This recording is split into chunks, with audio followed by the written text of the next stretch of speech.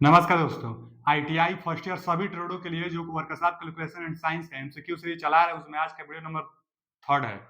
पीछे 2 video complete हो चुका है और प्लेलिस्ट भी बन गया है। प्लेलिस्ट में सारा वीडियो क्रमवार डेली के डेली अपलोड हो जाती है, तो आप जाकर प्लेलिस्ट में देख सकते हैं।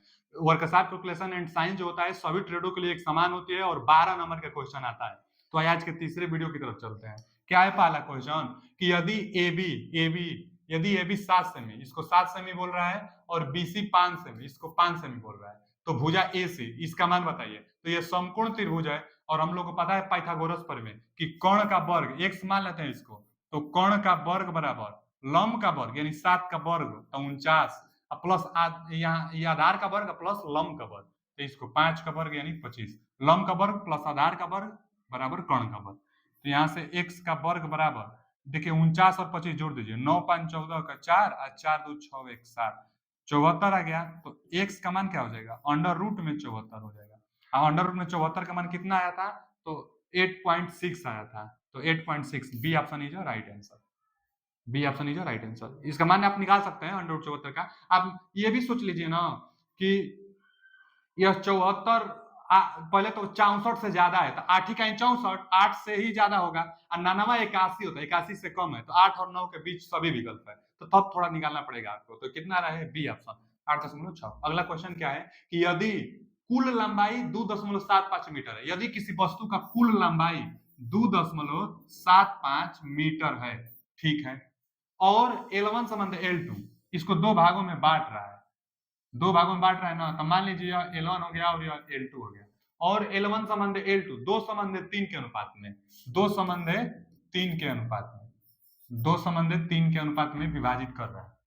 तो L2 का मान बताइए, इस L2 का मान बताइए। देखिए L2 का मान प्राप्त करने के लिए जिस रेशियो में, कोई भी रेशियो में जिसका मान पूछता है तो उसका अनुपात ऊपर, दो संबंध 3 दिया है तो 3 वाला अनुपात ऊपर, क्योंकि L2 पूछा है, और बाटा में टोटल अनुपात का योग रखते हैं, तो टोटल अनुपात का योग 5 है, 3 2 5, और गुणे में जितना टोटल लंबाई है जिसको डिवाइड करना है आपको, तो 2.75, तो 2.75। कैसे रेशियो निकालते हैं, तो जो अनुपात दिया होता है तो जिसका पूछता है उसका ऊपर और बटा में टोटल योग और गुणे जितना टोटल लंबाई है वो, तो टोटल लंबाई 2.75 और इसका पूछा था तो उसका अनुपात ऊपर टोटल योग नीचे। अब कटा देंगे, 5 से कटा दीजिए, 50 25 और 50 25 और एक 2 अंक पर, यानी 0.55। अब 3 से गुणा कर देंगे तो 165 आ रहा है ना, तो 165 में 2 अंक पर दशमलव यानी 1.65। तो C option is right answer. अगला क्वेश्चन, यदि एक मैकेनिकल को 8 मशीनों को असेंबल करने में 3 दिन लगते हैं, एक कोई मैकेनिकल है, कोई आदमी है और 8 मशीन को असेंबल करने में 3 दिन लगता है, 8 मशीन को असेंबल करने में 3 डेज लगता है, ठीक। तो 64 मशीन को असेंबल करने में कितना दिन लगेगा, 64 मशीन को, 64 मशीन को असेंबल करने में कितना दिन लगेगा। तो ये 8 मशीन का 8 गुना किया है, तो यहां भी 8 गुना कर देंगे, 8 का 64, 8 गुना पूछा है तो वहां भी 8 गुना कर देंगे, तो 8 3 के 24 डेज लगेगा। कितना डेज लगेगा, 24 डेज लगेगा। यहाँ पर कौन सा ऑप्शन, सी ऑप्शन। तो C option is right answer. अगला क्वेश्चन क्या दिया है, यदि 80 मिमी व्यास वाला गियर 60 मिमी व्यास वाले गियर पर जुड़ा है, क्या बोल रहा है ना, देखिए एक बड़ा है गियर,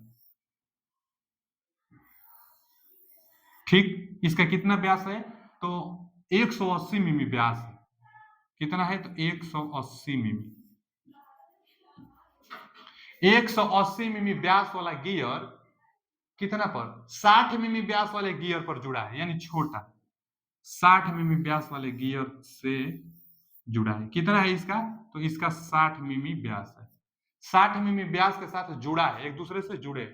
अब क्या बोल रहा है, और बड़ा गियर माने इसको 60 आरपीएम से घूमता है, भाई बड़ा गियर जो है 60 आरपीएम से घूमता है, तो छोटा गियर कितना आरपीएम से घूमेगा, तो छोटा गियर तेज में घूमेगा जी, भाई एक चक्कर घूमेगा तो यह कितना चक्कर घूमेगा, 3 चक्कर। कैसे, तो 180 मिमी व्यास है, तो इसका व्यास टोटल 180 मिमी है, 180 मिमी है, और इसका व्यास कितना है, 60 मिमी है, तो कटा दीजिए, 6 3 18 3 बार में, यानी इसका एक चक्कर तो यह 3 चक्कर के बराबर, तो यह 60 आरपीएम से, तो इसमें 3 से गुना कर दीजिए, वह इसका आरपीएम आ जाएगा, यानी 3618 180 आरपीएम से रोटेट करेगा, 180 आरपीएम से रोटेट करेगा। कितना? 180 आरपीएम से। D option is right answer. अगला क्वेश्चन, एक कास्टिंग में तांबे का वजन 42.3 किलोग्राम है और टीन का वजन 2.7 किलोग्राम है, तो तांबे का प्रतिशत क्या है? तो देखिए, तांबे का प्रतिशत निकालना है तो तांबे का भाग कितना है जी? 42.3 भाग है। कास्टिंग में तांबे का वजन 42.3 भाग है और टीन का इतना है, तो तांबे का प्रतिशत, तो तांबे का भाग इतना है, कितना में? तक टोटल में, टोटल कितना आएगा? तो तांबा ये है और टीन ये, जोड़ देंगे, 42 और 2 44, 0.3 एक ही हो जाएगा, यानी 45 में। टोटल 45 में तांबा 42.3 किलोग्राम। अब परसेंटेज बताना है, तो यही हो गया जो हम लोग का नंबर जैसे हम लोग जोड़ते हैं कि 80 में हम मान लीजिए कि 20 नंबर पाए हैं, तो 20 ऊपर आते हैं, 80 नीचे, गुणे 100 करते हैं, तो तांबा इतना है 45 में, तो गुणे 100 कर दीजिए, परसेंटेज आ जाएगा। इसको भाग देंगे तो कितना रहे? 0.94 आ रहा है, गुणे 100, तो 100 यानी 94% दिया आएगा। हाँ, दिया है, बी ऑप्शन 94% आएगा, B option is right answer. अगला क्वेश्चन, यदि एक मोटरसाइकिल टायर को 300 रुपए में बेचा जाता है, प्रति मोटरसाइकिल को 300 रुपए में बेचा जाता है और उसे 25% का लाभ कमाते हैं, तो खरीद का मूल्य क्या है? तो देखिए, कभी भी खरीदारी हो या बेचने वाला हो, कुछ भी, जो रुपया दिया होता है ना, 300 प्रति में बेचा जाता है, तो 300 रुपये में बेचा जाता है, वो भी कितना? तो 25% लाभ, यानी 125 पर 300 में बेचा जाता है। अब इसको हम लोग गुणे 100 से गुणा कर देते हैं। कोई भी हो, अगर यही बोल देता ना कि कोई किसी मशीन को 300 रुपए में बेचा जाता है 10% की हानि पर, तो 100 रियल माना जाता है ना, 100। अब 10% की हानि पर, तो यहाँ 90 रखते हैं, गुणे 100 कर देते हैं, तो आ जाता है कितना में वो खरीदा गया था। चाहे अगर 10% का लाभ कहता तो 100 पहले होता है और 10 जोड़ 110, तो वही यहाँ पर 25% का लाभ कहते हैं, 125। हानि कहता तो 100 में ले घटा कर रखते हैं, और लाभ कह रहा है तो 100 में जोड़ कर रख देंगे, और सीधा जवाब आएगा। इसको कटा दीजिए, 25 5 125, अब 25 से कम 25, 5 बचा, 25 दूना 50, 12 बचा, फिर 5 से इसको कटा दे, 5 दूना के 10, 0, अब 12 दूना के 24 और 0, 240 निकाल दिया है, सी ऑप्शन। सी ऑप्शन 240 में खरीदा गया होगा, एकदम आसान है। जितना में वो कर रहा है, देखिए ना वो क्या दे रहा है कि एक टायर को इतने में बेचा जा रहा है, तो जितने में बेचा जा रहा है जितना परसेंट लाभ पर, तो उसको नीचे गुणे 100 से कर दीजिए, आ जाएगा। हानि भी होती तो नीचे रख देते तो आ जाता। आगे 18.5% को 10 में बदलिए भैया।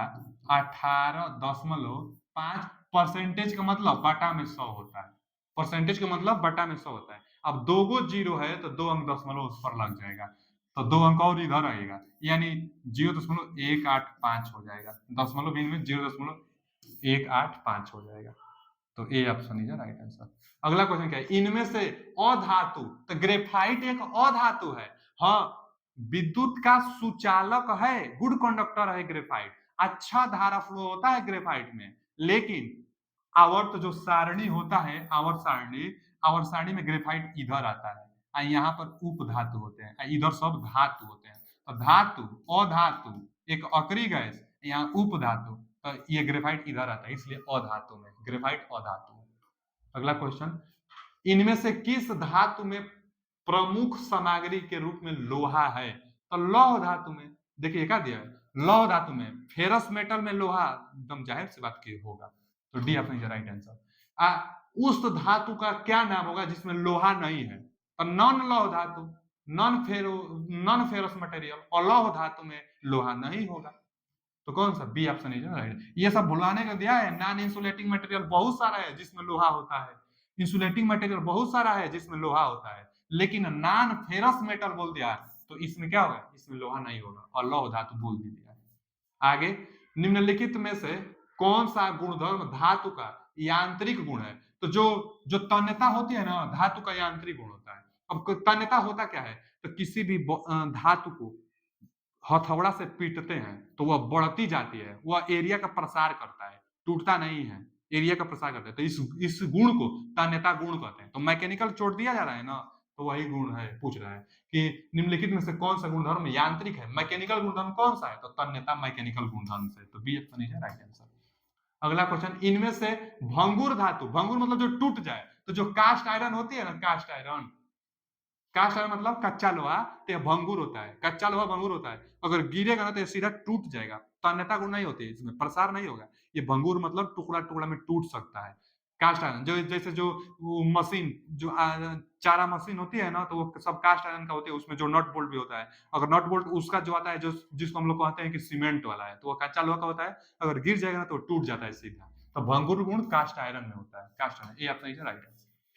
अगला क्वेश्चन, धातु की कौन सा यांत्रिक गुण एक काटने के उपकरण में लोचदार वरूपण के लिए प्रतिरोध प्रदान करती है। तो मतलब इसका हम लोग फिर से पढ़ लेते हैं कि व्हिच मैकेनिकल प्रॉपर्टी, कौन सा मैकेनिकल प्रॉपर्टी है। अच्छा, मैकेनिकल प्रॉपर्टी मतलब कुछ ना कुछ उसके गुण में परिवर्तन होना चाहिए, तो which mechanical property of a metal offer resistance to elastic deformation in cutting tool. Elastic मतलब क्या होता है, इलास्टिक जैसे रबड़ जो होता है ना, उसको खींचते हैं मूल अवस्था में आ जाते हैं, उसको इलास्टिक गुण कहते हैं।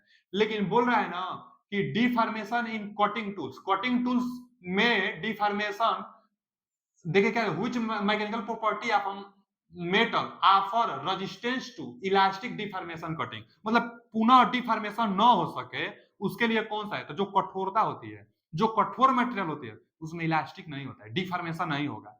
डिफॉर्मेशन मतलब अगर हम उसको छोड़े, जैसे रबड़ को हम खींच लें और छोड़ दे तो मूल अवस्था में आ जाएगी, तो उसमें इलास्टिक गुण होता है ना, तो वही मूल अवस्था में, रबड़ को खींचकर छोड़ देंगे तो मूल अवस्था में आएगी, इलास्टिक गुण है। लेकिन जो कठोर मटेरियल होता है उसमें इलास्टिक गुण नहीं होता है, वो कठोर है, अब उसको वो टूट जाएगी बोल है, लेकिन अपनी मूल अवस्था में नहीं आ पाएगी। तो किसमें डिफॉर्मेशन कटिंग टूल्स हो जाने पर इलास्टिक गुण नहीं होता है, तो कठोरता में, हार्डनेस में। C option is right answer. अच्छा से पढ़ लीजिएगा इस क्वेश्चन को। आगे, धातु की कौन सा गुण बिना फ्रैक्चर के साथ अस्थायी विरूपण में गठन करती है। बिना फ्रैक्चर के साथ, देखिए ना, धातु का कौन सा गुण बिना फ्रैक्चर के साथ, तो वही सुघट्यता, मतलब सुघट्यता, अब इसको इंग्लिश में पहले क्या कहते हैं, तो प्लास्टिसिटी। जो प्लास्टिसिटी होती है, जैसे मिट्टी का कोई खिलौना आप बना रहे हो, चाहे मिट्टी का कुछ भी आप कलाकारी, एग्जाम्पल तौर पर मिट्टी का आप कुछ कलाकारी कर रहे हैं, कुछ बना रहे हैं, और ना हाथ से जहां जो डिजाइन दे देंगे वो ऐसा ही रहेगा, अपनी मूल अवस्था में नहीं, इलास्टिक नहीं होता है। सुघट्यता, सुघट्यता जो होता है वो इलास्टिसिटी का उल्टा होता है। इलास्टिसिटी में हम रबड़ जैसा आता है, खींच को छोड़े तो मूल अवस्था में आ जाएगी। प्लास्टिसिटी में क्या होता है, सुघट्यता में क्या होता है कि जो डिजाइन दे देंगे वही रुक जाएगी। जो गीला मिट्टी है, गीला मिट्टी को जिस उंगली से टच कर देंगे ना, तो मिट्टी अब वहीं पर रुक जाएगी, तो इसी को सुघट्यता कहते हैं। तो यही फ्रैक्चर के अस्थायी वरूपण, तो अस्थायी किसमें होती है, सुघट्यता में होती है। अस्थायी वरूपण मतलब आकृति, तो अस्थायी आकृति सुघट्यता पदार्थ वाले, मिट्टी उट्टी के बर्तन बनाते हैं उसमें सुघट्यता, जिस तरह से आप डिजाइन दे देंगे उसी तरह रुक जाता है।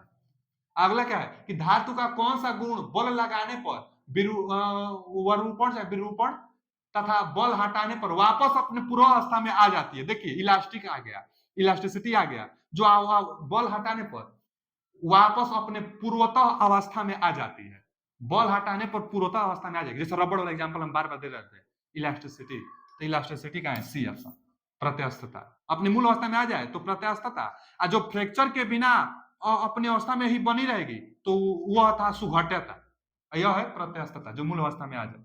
तो आज के लिए इतना ही, मिलते हैं अगले वीडियो में। थैंक यू, धन्यवाद।